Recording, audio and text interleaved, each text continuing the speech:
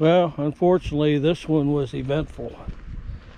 So, had a problem with my ratchet strap. Didn't break where I thought it would have, but it did break, and I got a little bit of damage we'll talk about in a little bit. But yeah, hit a bump and snapped. Well, here's my $400 pawn shop find. This is what my son showed me a picture of, and yeah, I've done a spin up test on it to do the RPM, because there was some conversation about that. I've got the full shop manual on it. I don't have 12-inch round discs, but I got a box full of these belts. Looks to be about 8 or 9 of them in there. So yeah, I've had the belt on this, but I took it off for right now. Makes a little bit more noise when the belt's rolling, but I did get the tracking set right here. It does come with a couple accessories. Obviously the parts manual, which is handy right now. Nice little setup here. This can also be used on the belt sander. The belt sander can turn flat. Just looking through the manual, a nice storage area underneath. All these tables will tilt. They're all marked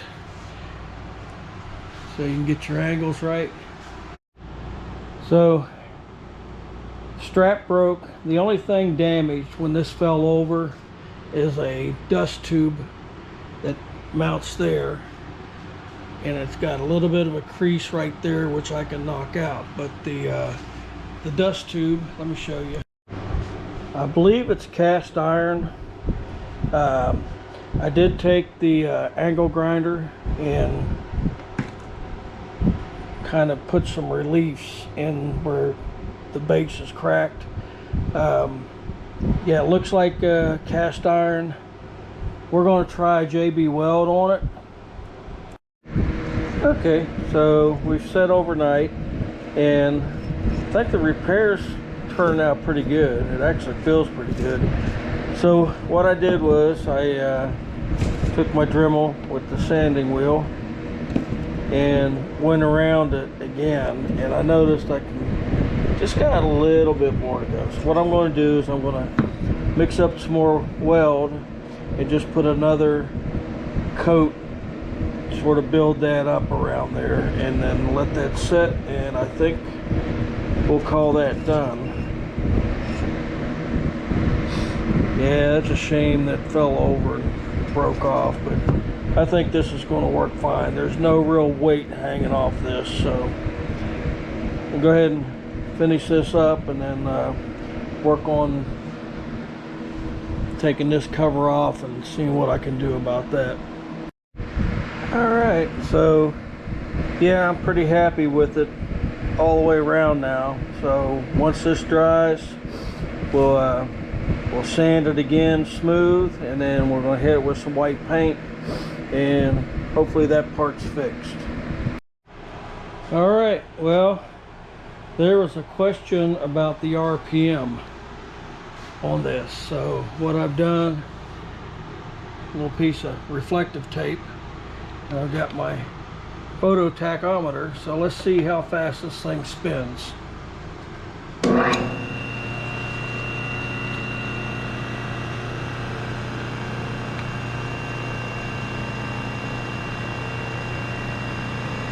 $17.97. Get the glare off of that. So yeah,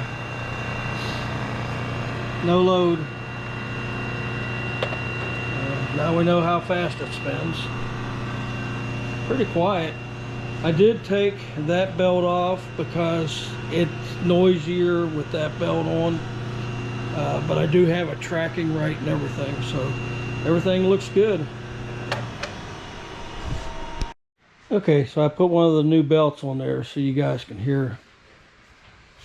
I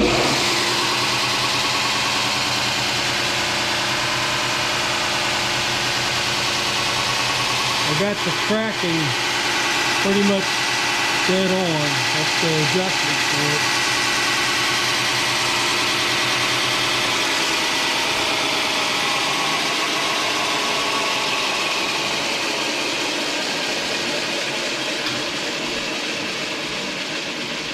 So $433 is what I paid for that.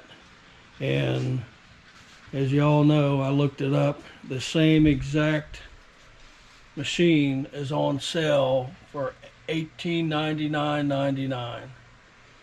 So I will probably ask $1,000 for this. I am going to get a new disc for here and the cleanup, and yeah, get I think the little dust tube's going to get repaired just fine. It's going to look pretty good.